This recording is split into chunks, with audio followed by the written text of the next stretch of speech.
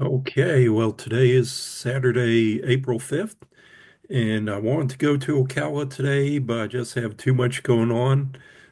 Tomorrow, I'm doing a tour of a historical Seminole War site, and then next week on Saturday, April 12th, I'm giving a talk at the Micanopy Historical Society, 2 o'clock.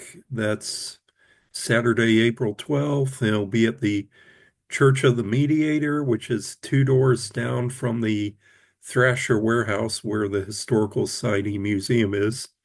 So, looking forward to that. I'm going to talk about Seminole War clothing. I said, talk there about the war. I just want to do something different and do my popular program on the Seminole clothing. So, that should be fun.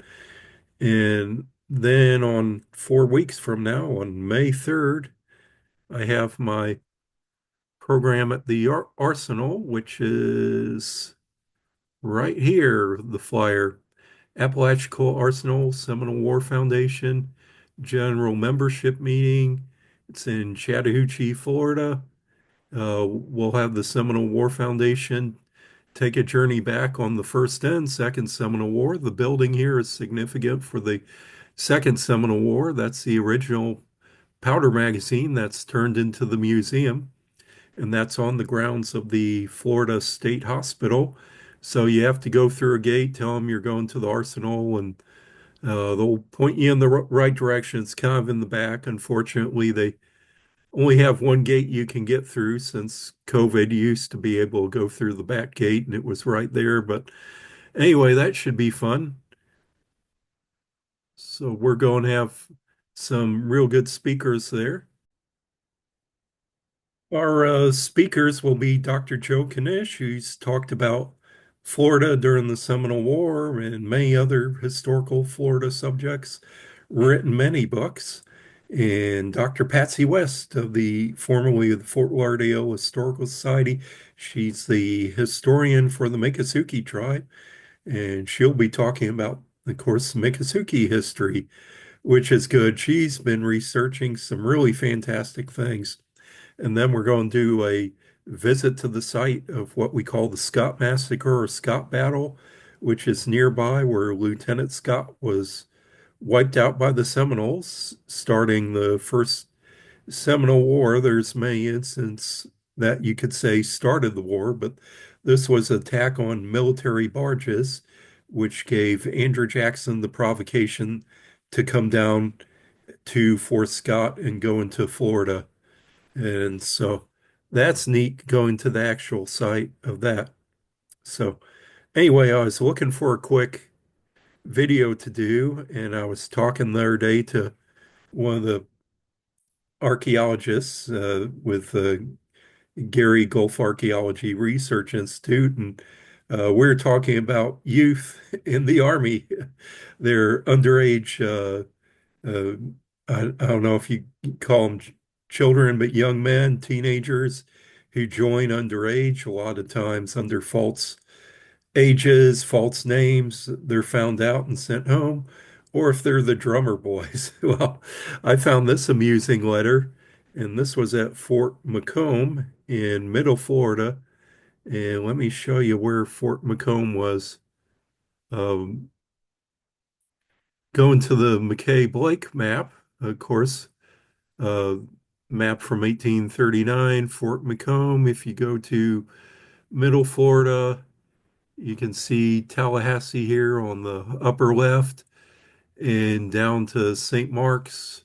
You have the confluence of the, uh, was the Wacola and St. Mark's River.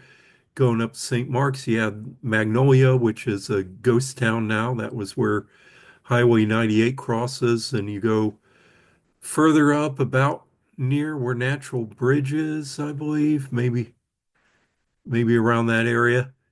Fort Macomb on the west side of the St. Mark's River right here.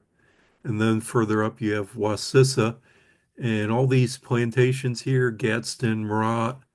That's Wakena today if you go along Appalachian Parkway or Highway 27. So this takes place at Fort Macomb. And I don't have the original letter in front of me, but I transcribed it. And it's, where is the transcription? Okay. Here it is. This letter is Fort Macomb, Middle Florida, May 28th, 1839. Captain Hannibal Dade uh, reports to Joshua Carr. Okay. Reports about Joshua Carr, a worthless boy subject for discharge, to be discharged accordingly. Roger Jones, the Army adjutant, says he's to be discharged accordingly. Signed June 8th, 1839. So this letter, it's from Fort Macomb, Middle Florida, May 28th, 1839. Captain Hannibal Day is writing the Army Adjutant, General Roger Jones. Sir, I beg leave to represent to you that I have in Company H, 1st Infantry, a worthless, trifling boy that has been assigned to the company as a drummer, which he knows nothing about.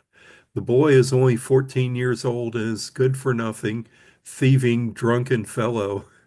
I, I may safely say a confirmed sob who can never be of any use to the service. I view him as being entirely irreclaimable and would therefore request that an order may be issued for his discharge. His name is Joseph W. Carr. I am respectfully your obedient servant, Hannibal Day, Captain First Infantry, commanding.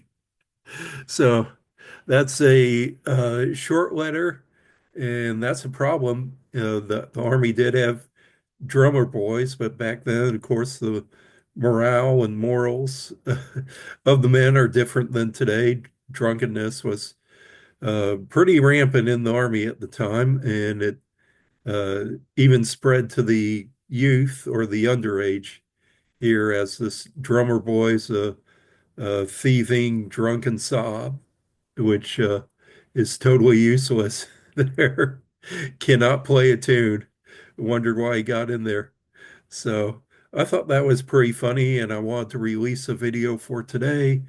And try try always find something funny in the adjutant letters to give to you. So if you're interested in coming to the May 3rd event at Chattahoochee Arsenal or Apalachicola Arsenal, please let me know. We're trying to get a head count for lunch there. We do have a caterer and we need a head count. So just, I don't know, mention it below so I can get a name or number. Steve Rink of the Seminole War Foundation already has about 2 dozen people signed up. So I'm looking forward to it. And some of my favorite speakers, Joe Knish, Patsy West, and Dale Cox. I love them all. Maybe I'll give a word or two on the history. So we'll see you then.